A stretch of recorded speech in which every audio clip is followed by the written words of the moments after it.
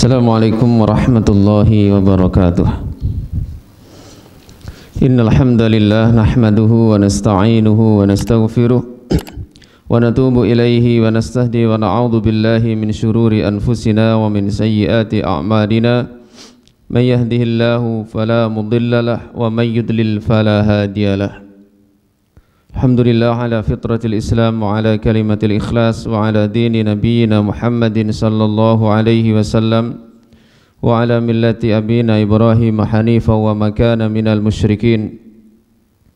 Allahumma bika asbahna wa bika amsayna wa bika nahya wa bika namutu wa ilaikan nusyur. Asyhadu an la ilaha illallah wahdahu la syarika lah wa asyhadu anna Muhammadan abduhu wa rasuluh. Allahumma salli ala Muhammad wa ala ali Muhammad kama sallaita ala ali Ibrahim innaka Hamidum Majid wa barik ala Muhammad wa ala ali Muhammad kama barakta ala ali Ibrahim innaka Hamidum Majid. Sallim tasliman katsira, amma ba'd. Ma'asyiral muslimin wal muslimat, hadirin wal hadirat rahimani wa rahimakumullah. Alhamdulillah, kembali kita hendaknya bersyukur kepada Allah Subhanahu wa ta'ala. Pagi hari ini Allah Subhanahu wa ta'ala menangguhkan ajal kita, memberi kesempatan kepada kita untuk menambah ketaatan-ketaatan kita kepada Allah Subhanahu wa ta'ala, yang dengannya mudah-mudahan Allah Subhanahu wa ta'ala menutup hidup kita dengan amalan yang senantiasa dicintai dan diridhai olehnya, sehingga kita memiliki kesudahan yang baik dalam hidup kita atau husnul khatimah. Pagi hari ini kita membahas salah satu subjudul juga, karena kemarin pada pertemuan yang lalu kita membahas satu subjudul dari risalah Adawatus Syaitan lil Insan kama ja'at fil Quran. Ada 8 hal atau benteng kita dalam melindungi diri dari setan. Maka di kesempatan pagi hari ini tinggal satu pertemuan lagi, kita juga akan baca satu bab judul lagi tentang perangkap-perangkap syaitan atau tipu daya setan untuk menyesatkan manusia. Ini sudah kami singgung pada pertemuan kemarin secara sekilas tentang perangkap-perangkap atau tipu daya setan untuk menyesatkan manusia, di mana penulis kitab ini hafizahullah ta'ala menyebutkan ada 17, ada banyak, 17, karena memang sebagaimana kita ketahui bersama bahwa setan akan menggunakan berbagai macam cara untuk menyesatkan manusia. Nah, 17 perangkap atau tipu daya setan inilah yang disebutkan oleh Allah Subhanahu wa ta'ala di dalam Al-Quranul Karim. Kita akan langsung mulai. Yang pertama, di antara tipu daya dan perangkap yang dilakukan oleh setan untuk menyesatkan manusia adalah al-waswas. Qala ta'ala, Allah ta'ala berfirman, min syarril waswasil khannas alladhi yuwaswisu fi sudurin nas minal jinnati wan nas. Surat An-Nas ayat yang keempat sampai ke-6.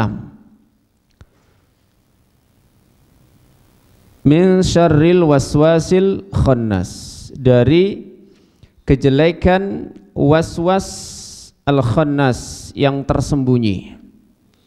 Ayat sebelumnya kita berlindung kepada Allah. Qul a'udzu birabbin nas, malikin nas, ilahin nas. Min syarril waswasil khannas, dari kejelekan waswas yang tersembunyi. Al-khannas, tersembunyi. Alladzi yuwaswisu, yang memberikan waswas, fi sudurin nas, dalam dada-dada manusia, minal jinnati wan nas, dari golongan jin dan manusia. Lalu kemudian ayat yang lain di dalam surat Thaha ayat 120 Allah berfirman tentang Adam alaihissalam, fawaswasa ilaihi syaitan, maka setan pun memberikan waswas kepadanya, kepada Adam alaihissalam. Ini ketika Nabi Adam masih di surga.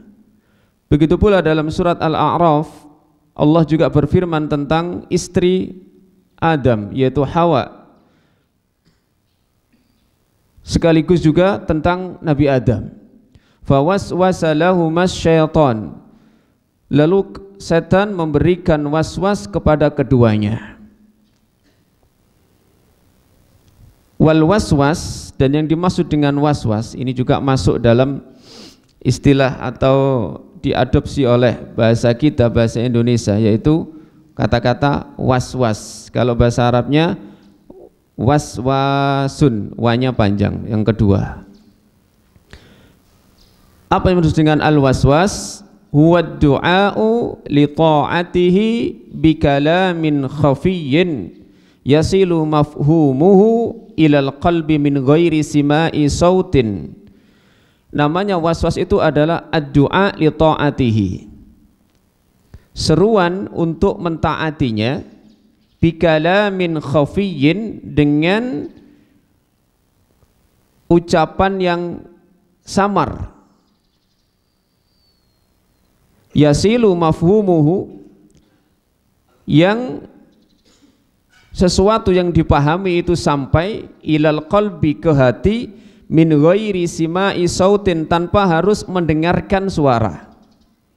Jadi ucapan yang lirih, tetapi tujuan dari ucapan tersebut bisa sampai ke hati tanpa harus orang yang diberi waswas tersebut mendengarkan suara. Atau sautun khafiyun la yasma'uhu illa man ulqiya ilaihi. Atau makna waswas yang kedua adalah suara yang samar yang tidak bisa mendengarnya kecuali hanya orang yang diberi waswas tersebut.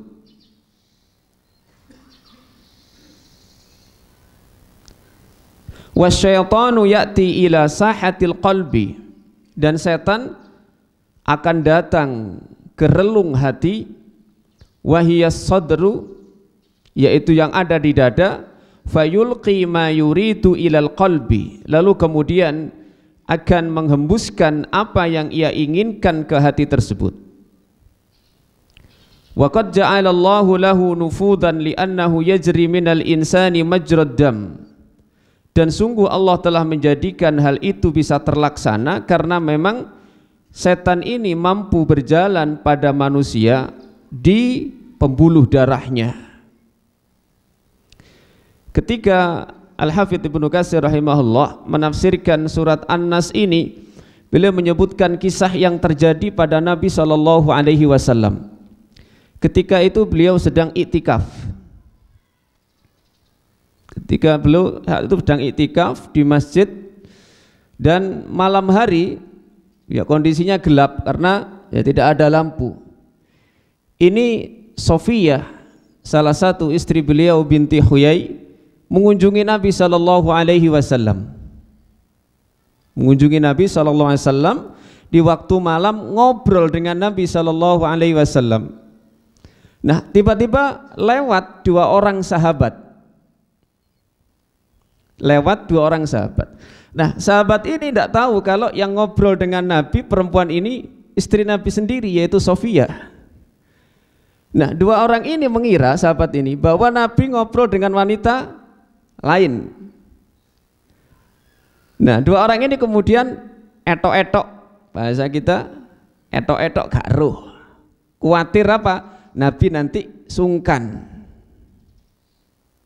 Ya, karena ya Nabi SAW, bagaimana para sahabat memuliakan beliau. Namun Nabi SAW tahu gelagat seperti itu, sehingga dalam upaya tindakan preventif supaya tidak terjadi prasangka yang tidak-tidak, langsung dipanggil oleh Nabi SAW dua orang ini. ala rislikuma, kamu pelan-pelan saja, nggak usah etok-etok garuh. Innaha Sofiyah, ini yang saya ajak ngobrol ini Sofiyah, istri saya sendiri. Kemudian Nabi mengatakan inna syaitana yajri min ibni Adam majrad dam, sesungguhnya setan itu berjalan pada tubuh anak Adam di pembuluh darah mereka. Inni khasyitu an yulqiya fi qulubikuma syai'an, saya khawatir setan ini membisikkan sesuatu pada hati kalian berdua. Ini kalau nggak dipanggil sama Nabi, nggak dicegah, nggak diklarifikasi, maka bisa jadi dua orang ini masih tetap pada prasangka awal bahwa Nabi ngobrol dengan wanita lain, dan dampaknya akan luar biasa kalau sampai ini diceritakan. Kita tentu tahu bagaimana cerita hadisul ifki yang menimpa Ibunda Aisyah radhiyallahu taala anha. Begitu berat ujian yang dihadapi Nabi SAW, apalagi Ibunda Aisyah sendiri, gara-gara ya ulah orang munafik yang mendengar cerita seperti itu kemudian disebar dan dibumbu-bumbui dengan berita yang dusta. Nah, Nabi klarifikasi karena tadi setan itu akan memberikan was-was, bisikan yang tidak baik. Ini bisa saja menimpa kita ya. Misalnya kita tahu misalnya Pak Mahmud misalnya. Ya Mahmud ya motor ngantuk ya. Ada karyawannya misalnya. Entah itu waktu itu Pak Mahmud sedang menemui anak dari saudaranya perempuan yang sudah besar, berarti kan ponaan ya, kan mahram, ngobrol ini. Karyawannya lewat sepedaan, ya. Dilepasna sama Pak Mahmud, etok-etok gak? Etok karo engko sungkan nek aku nek noleh pisan ini. Cerita nang koncone, wah ternyata gitu. Harus dipanggil, ini iki ponaan ya, ponaan ini ponaanku dewe iki, anake dulurku gitu. Duduk wong liya, ngono kok foto kok kirim nang bisa macam-macam itu. Ya untungnya kalau saudara sendiri kan tahu, ya kalau dikirimi orang lain bagaimana? Ruwet. Nah, setan seperti itu, maka Nabi langsung manggil, ala irislikuma, pelan-pelan aja, ndak usah begitu. Ya, ini adalah Sofiyah, istri saya sendiri. Ya, memang setan akan memberikan was-was seperti itu. Fa in wajada syaitan ghaflatan minal qalbi, jika setan mendapati kelalaian dari hati, jasama alaihi wa badara fihi anwa'al wasawis, maka setan akan segera menerkam dengan berbagai macam jenis waswas, allati hiya dzunub, yang itu adalah dosa. Fa idza dzakara al-'abdu rabbahu in khanasa wa anqabada, namun ketika hati seorang hamba itu mengingat Allah, maka waswas itu akan menjadi benar-benar tersembunyi, tidak akan terlaksana dan akan terhenti.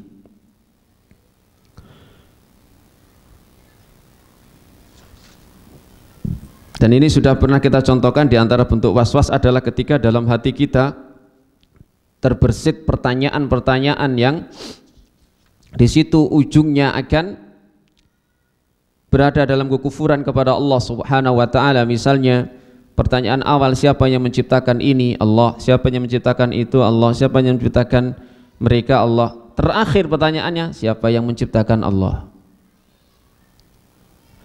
Maka kemudian solusinya apa? Kemarin isti'adzah.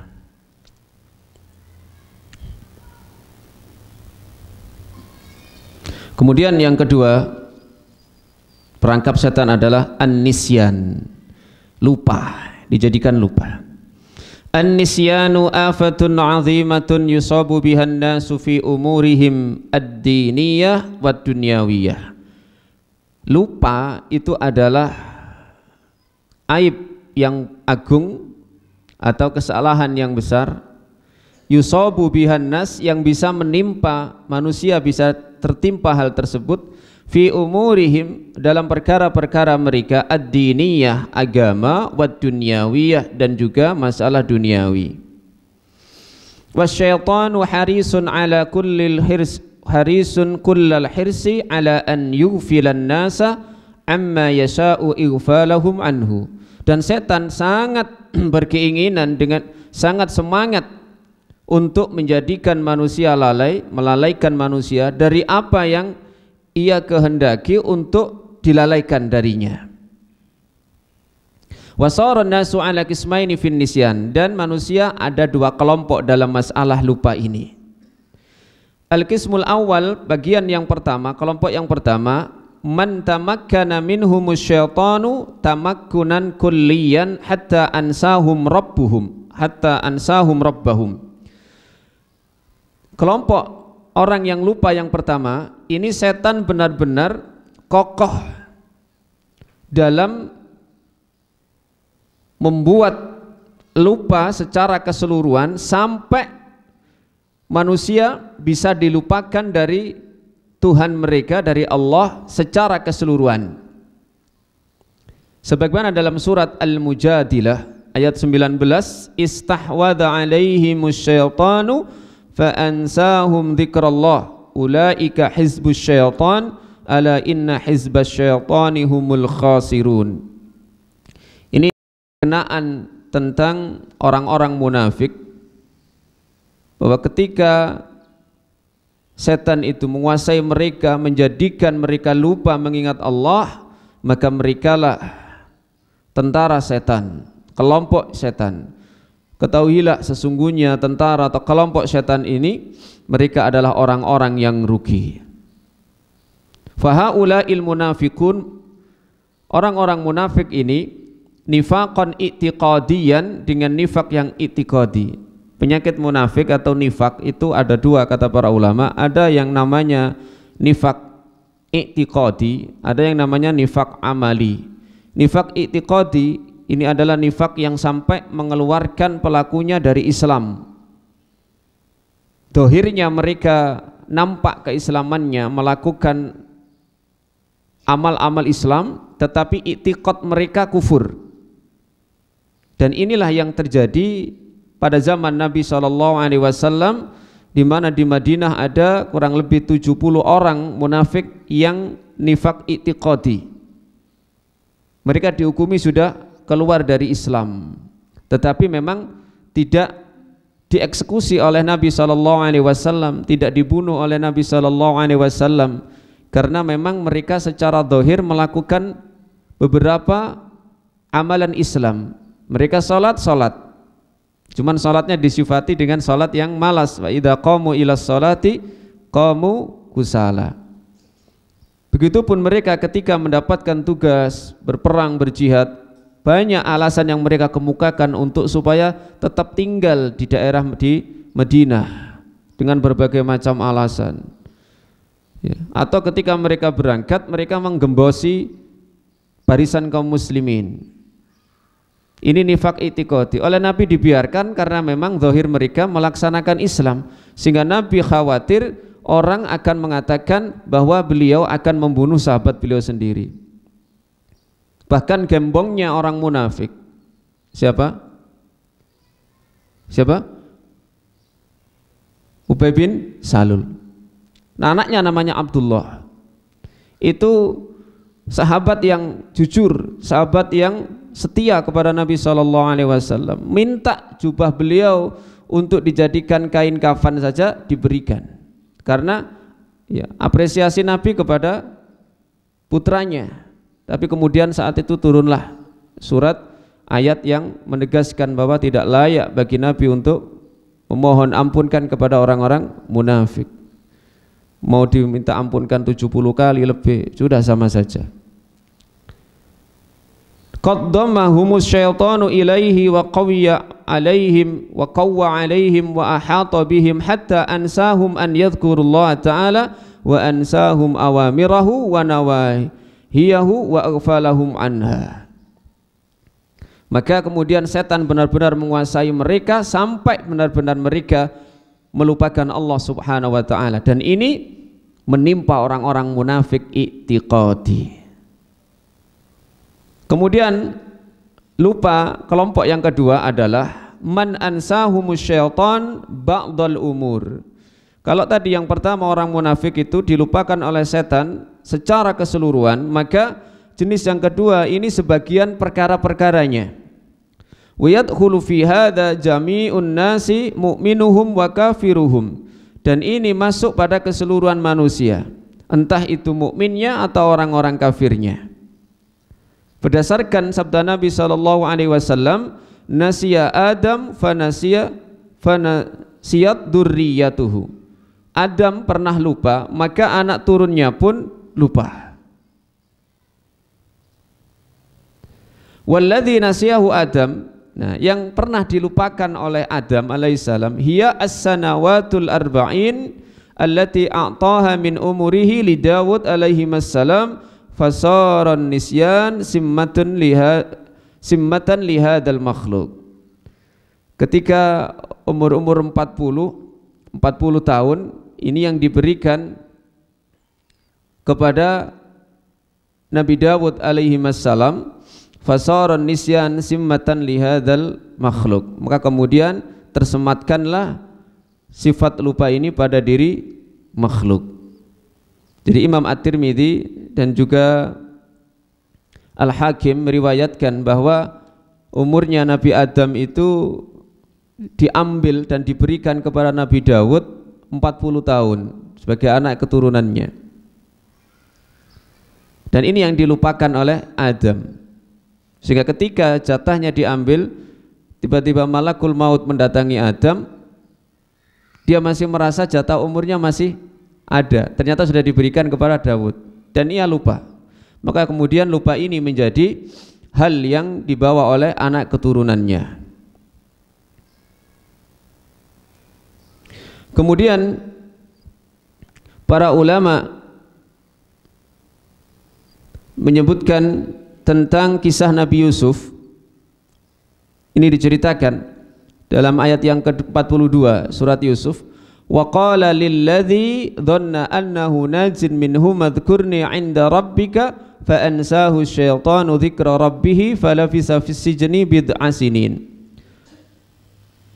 Nabi Yusuf ketika sudah mentakwil mimpi dua orang yang masuk penjara, dan takwil beliau ini yang satu selamat akan menjadi pelayan penuang minuman bagi raja, kemudian yang satunya ini akan disalib. Maka Nabi Yusuf secara khusus berpesan kepada alladzi dhanna annahu najin, yang diperkirakan orang ini selamat kembali menjadi pelayan raja, dengan ucapannya udhkurni 'inda rabbik, tolong sebut aku permasalahanku, kasusku ini, karena kamu sudah menjadi pelayan raja lagi, menjadi orang yang dekat dengan raja, sebut tentang aku. Inda rabbik, di hadapan atau di sisi Rabbmu. Apa artinya Rabb di sini? Raja. Jadi kalimat Rabb itu maknanya juga bisa berarti raja. Jadi tidak selalu Rabb itu idhofahnya kepada Allah Subhanahu wa taala. Fa ansahu syaitan. Nah, ternyata setan ini menjadikan yang dipeseni Nabi Yusuf lupa untuk menyebut tentang Nabi Yusuf di hadapan rajanya. Fala bisa, maka tinggallah Nabi Yusuf fis sijni, kembali di penjara bid'a sinin, beberapa tahun. Bid'un itu antara 2 sampai 10, sehingga para ulama menyebutkan itu 7 tahun. Sebagian ulama tafsir menyebutkan kenapa Allah menjadikan setan itu mampu memberikan lupa kepada orang yang diberi Nabi Yusuf. Ini sebenarnya untuk memberikan pelajaran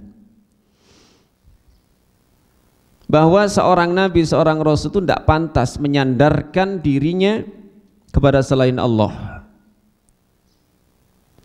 Jadi Nabi Yusuf ini pesan supaya segera bebas kepada orang yang selamat tadi. Bagi Nabi, bagi Rasul ini tidak layak. Tumpuan seorang Nabi, seorang Rasul itu harus benar-benar kepada Allah Subhanahu wa ta'ala saja. Maka ditegur oleh Allah dengan Allah memberikan keluasaan kepada setan untuk menjadikan orang tadi lupa.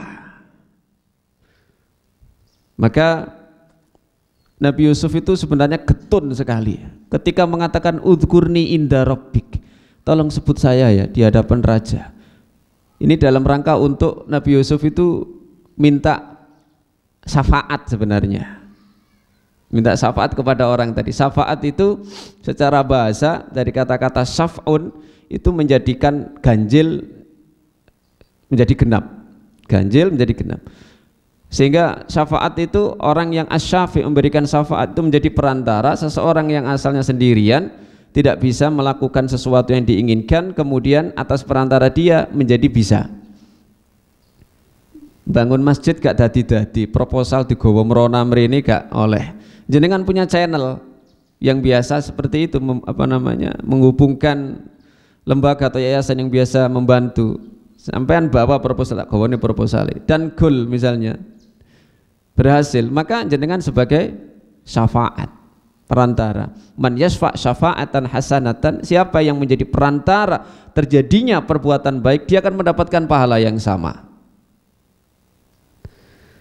Nah, Nabi Yusuf itu ingin menjadikan orang tadi perantara, ingin mencari syafaat, dan ini tegur betul oleh Allah Subhanahu wa ta'ala.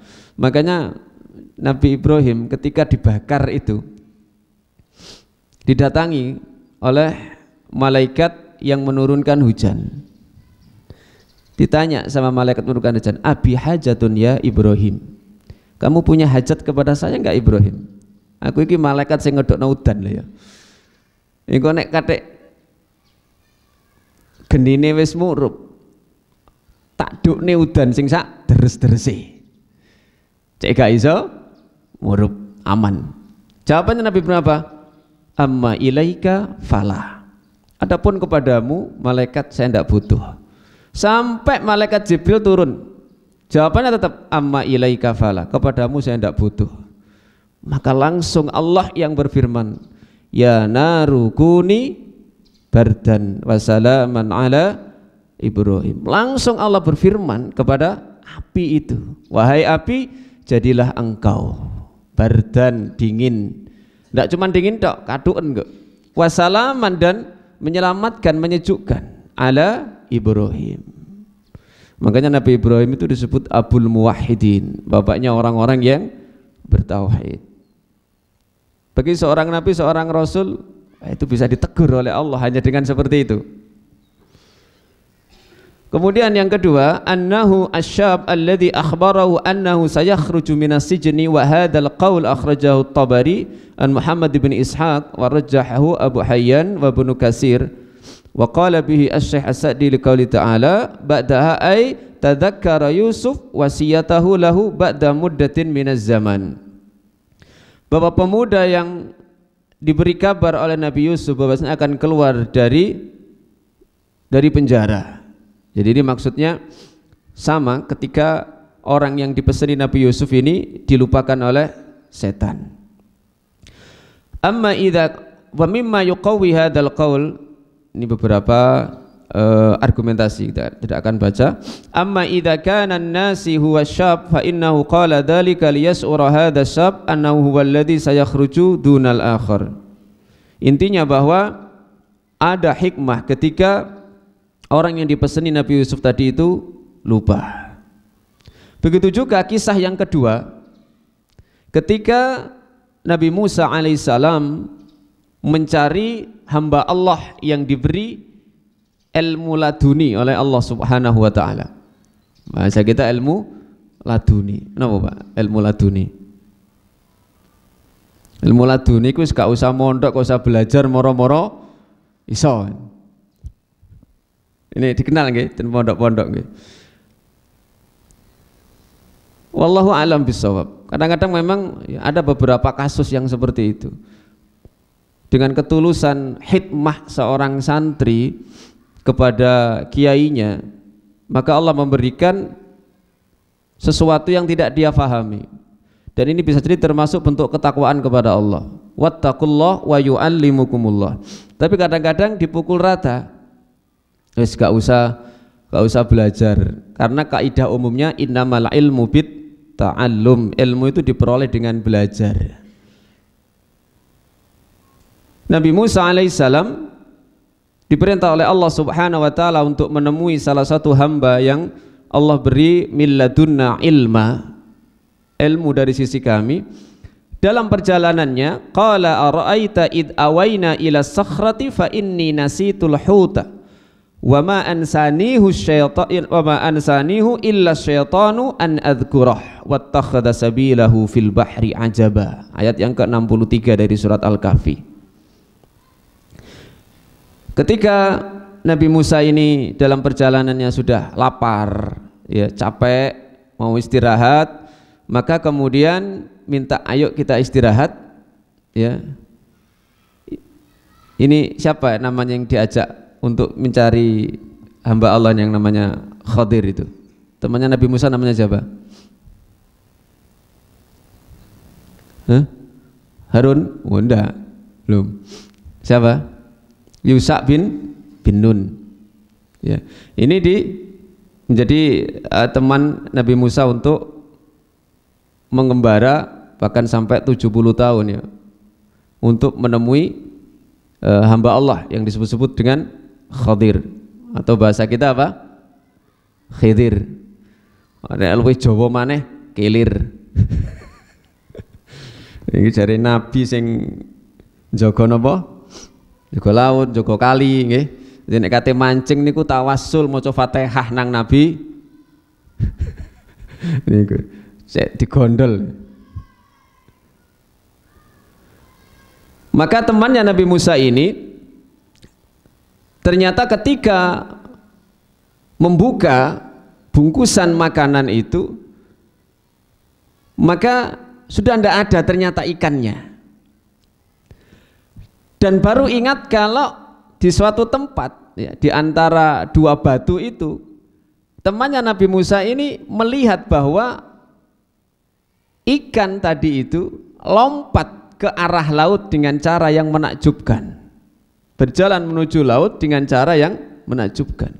Wattakhadha sabilahu, mencari jalan ke laut, fil bahri ajaba, dengan cara yang menakjubkan. Baru ingat, oh nggih Nabi Musa, ketika kita masih di sana tadi, itu saya melihat bahwa ikan kita itu tiba-tiba hidup dan mencari jalan ke laut. Yoiku panggonane sing kita cari. Nah, gitu. Kok gak ngomong nggih lali, nah, kan gitu. Wa ma ansanihu, dan tidaklah melupakan aku tentang itu, illa syaiton an adzkurah, kecuali setan, sehingga saya tidak ingat. Perjalanan sudah jauh, akhirnya balik. Qala Musa alaihi salam, ceritanya ini disebutkan ya, la a'lamu ala wajhil ardi man huwa a'lamu minni. Aku tidak mengetahui di permukaan bumi ini orang yang lebih alim daripada aku. Nabi Musa. Nabi Musa itu masya Allah memang luar biasa, dan jasanya kepada kita besar sekali sebagai umat Rasulullah SAW, sangat besar jasanya. Kenapa? Salat ya, kok gak digunem sampai Nabi Musa, seket waktu kita. Ya kan? Orangnya memang blater Nabi Musa itu. Masya Allah, cerita yang begitu detail dalam Al-Quran itu cerita tentang Nabi Musa. Dan Nabi Musa punya kedekatan, maka ketika Isra Mi'raj itu Nabi Musa ada di langit tingkat 6. Ini menunjukkan bahwa kedudukan Nabi Musa itu tinggi sekali. Satu-satunya nabi yang memberikan rekomendasi supaya dulure dhewe dadi nabi rasul, ya Nabi Musa.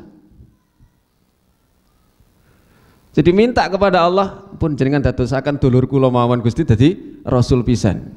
Dituruti. Qad utita su'laka ya Musa. Permintaanmu tak turuti Musa.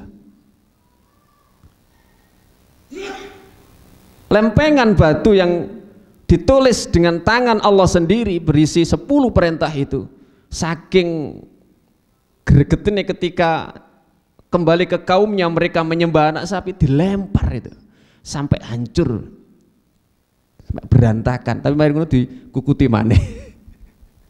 Itu Nabi Musa. Ketika perintah 50 waktu, Nabi Musa sendiri yang tanya, yang lainnya ketemu juga biasa-biasa saja, nggak akeh takon gitu loh, nggak belater kayak Nabi Musa. Nabi Musa agak kepo, tapi kepo yang masalah ya. Oleh perintah apa Muhammad? Sholat. Ping piro? 50. Gak kuat umatmu, balik. Kan gitu ya. Sampai tinggal 5 itu loh, disuruh balik lagi. Enggak, saya malu. Sampai begitu.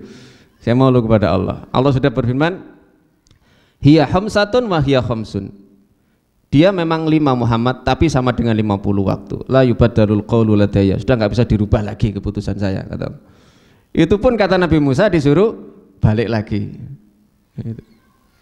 Jasanya sangat besar Nabi Musa. Makanya beliau mengatakan di sini, tidak ada orang di permukaan bumi yang lebih alim dari saya.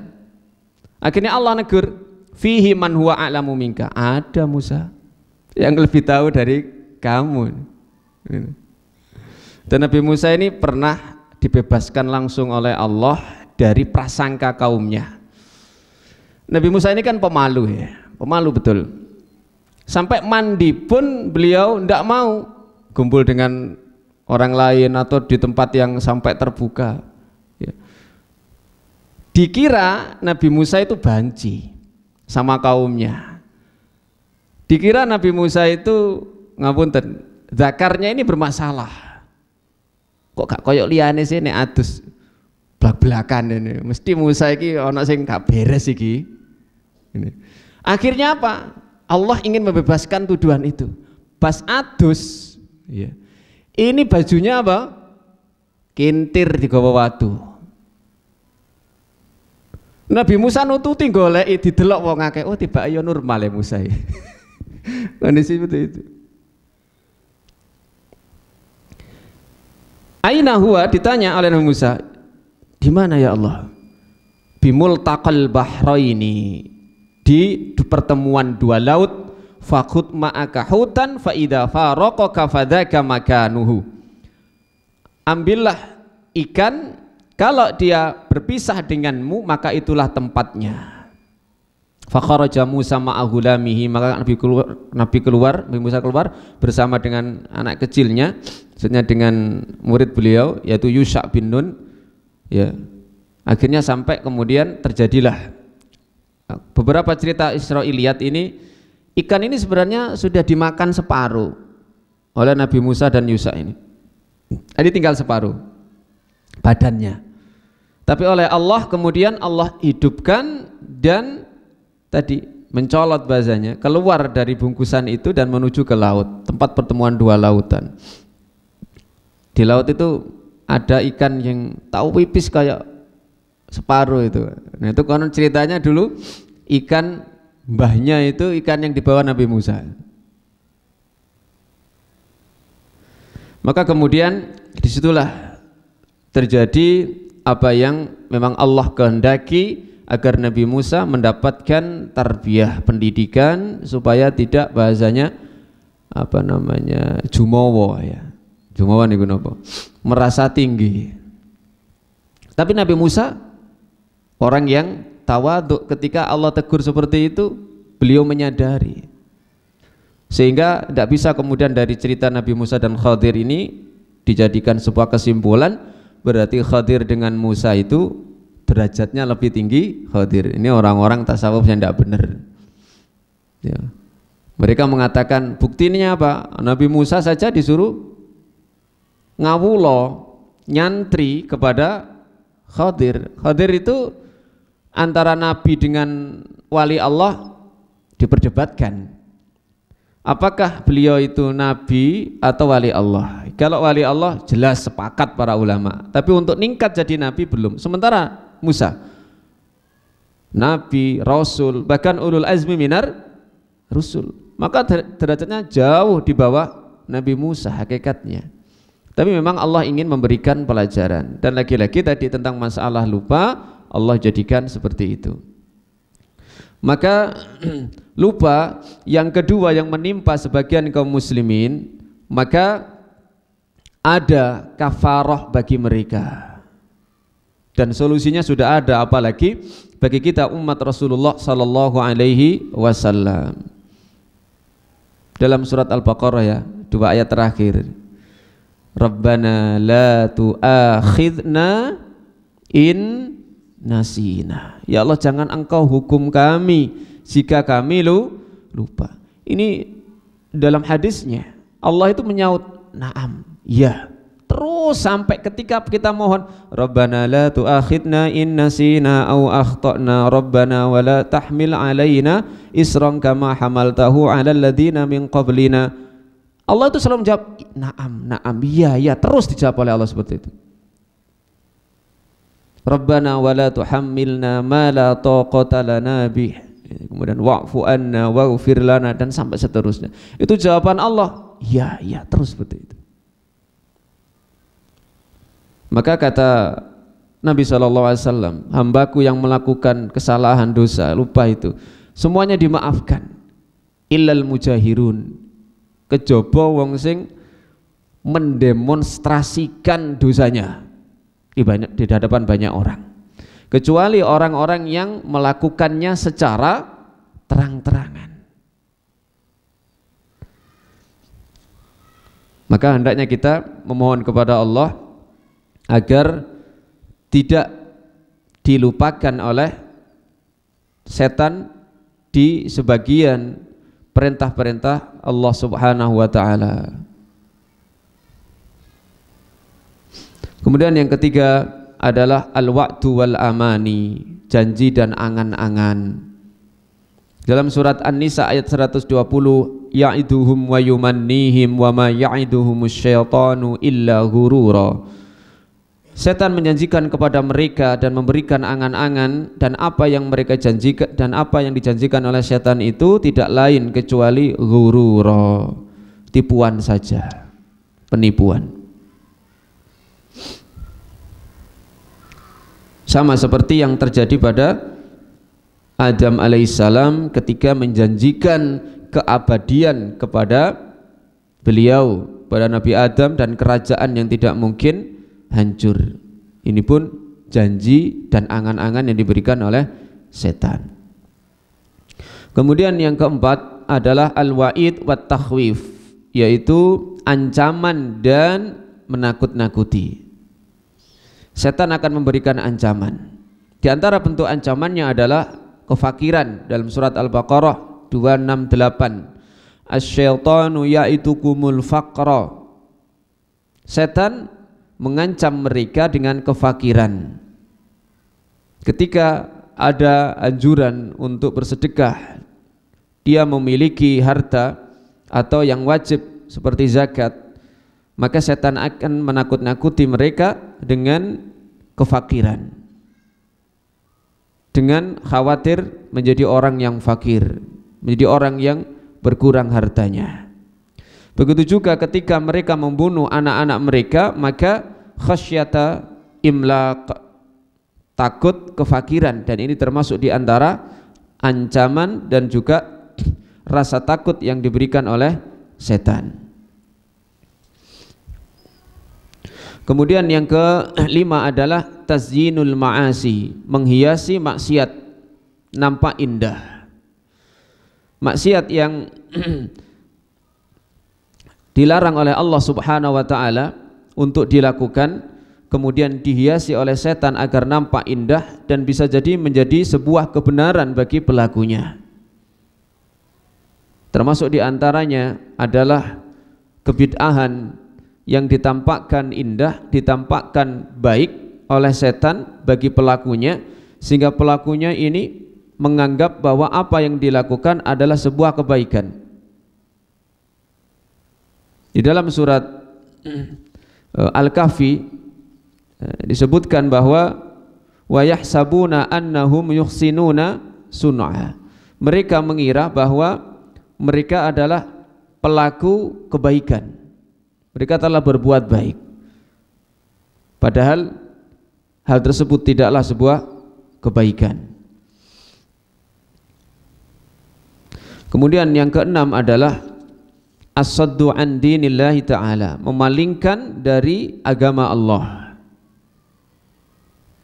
Ini baik memalingkan secara keseluruhan dengan cara murtad atau sebagiannya dengan melakukan dosa-dosa besar. Kemudian yang ketujuh adalah al-amru bil ma'asi, yaitu memberikan perintah agar melakukan maksiat kepada Allah Subhanahu wa taala. Kemudian yang kedelapan adalah at-tadarruj, bertingkat-tingkat, bertahap dalam menyesatkan manusia.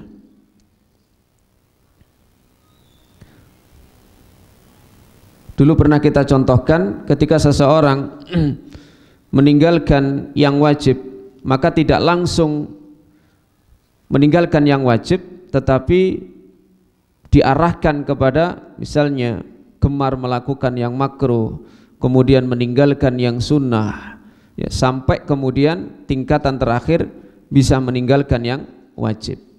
Yang kesembilan adalah merasuki mereka, al-massu, ya. Dan ini disebutkan oleh Allah Subhanahu wa taala tentang kisah Nabi Ayyub alaihissalam. Wadhkur abdana Ayyub idh nada rabbahu anni massaniya syaitanu binusbi wa adab. Dan ingatlah hamba kami Ayyub ketika menyeru kepada Tuhannya, anni massaniya syaitan binusbi wa adab, sesungguhnya telah merasukiku setan dengan nusbin wa adab. Nusbun itu kecapean, ya, dan juga kelelahan. Li'annahu yata'adzabu fi faqdihim, ketika ditinggal oleh keluarga dan hartanya yang ludes. Ini Nabi Ayyub. Bagaimana kok bisa Nabi Ayyub ini bisa dikuasai oleh setan padahal beliau adalah nabi dari para nabi Allah? Jawabannya adalah annallaha sallatahu alaihi ibtila'an wa imtihanan, bahwa Allah sengaja untuk menjadikan setan itu mampu menguasai nabinya Nabi Ayyub dalam rangka ibtila'an wa imtihanan, dalam rangka menguji. Wadzalika liyadhhara sabruhu al-jamil, agar nampak bagaimana kesabaran yang luar biasa dari seorang nabi, seorang rasul, yaitu Nabi Ayyub alaihissalam. Wa takunu lahul aqibah al-hamidah fid dunya wal akhirah, dan agar terjadi akibat yang baik di dunia maupun di akhirat. Jadi ketika Nabi Ayyub ini berbicara menyeru kepada Allah bahwa setan menguasai dirinya, ini memang sesuatu yang sudah ditakdirkan oleh Allah untuk menampakkan betapa Ayyub ini memang sesuai dengan yang dipuji oleh Allah, benar-benar hamba Allah yang sangat sabar. Sebab orang sabar itu tidak bisa diucapkan dan hanya dipuji oleh orang lain, harus nampak ketika ada sesuatu yang menimpa dirinya. Kemudian yang ke-10 adalah al-khamru wal maisir, lewat khamr dan judi. Dan yang ke-11 adalah an-nazgu bainal mu'minin, yaitu memisahkan antara dua orang yang beriman, antara orang yang beriman dengan adanya permusuhan. Di sini Allah Subhanahu wa taala berfirman dalam surat Al-A'raf ayat 200, wa imma yanzaghannaka minasyaitani nazghum fasta'id billah innahu sami'un alim. Kemudian yang ke-12 adalah az-zilal, ketergelinciran. Kadang seseorang ini tergelincir dalam suatu maksiat atau kesalahan, dan ini juga penyebabnya adalah setan. Fa azallahuma syaitanu anha fa akhrajahuma mimma kana fi. Setan menggelincirkan Adam dan Hawa, sehingga dengan itu Allah mengeluarkan mereka berdua dari apa yang sebelumnya mereka ada di dalamnya, yaitu ada di dalam surga. Kemudian al-talbis. Talbis ini tipu daya, ya. Yang hak ditampakkan batil, yang batil ditampakkan oleh setan ini menjadi sesuatu yang hak. Yang benar ditampakkan salah, yang salah ditampakkan benar. Dan ini termasuk di antara bentuk perangkap setan untuk menyesatkan manusia. Kemudian yang ke-14, isti'adzah bisyayatinil insi, yaitu meminta pertolongan dengan setan-setan dari jenis manusia. Jadi untuk menyesatkan manusia, maka setan ini meminta pertolongan kepada sesama manusia, yaitu lewat dukun, lewat tukang ramal, ya, jenisnya. Termasuk bisa jadi mereka akan menyerupai manusia untuk hadir di tengah-tengah mereka. Ketika terjadi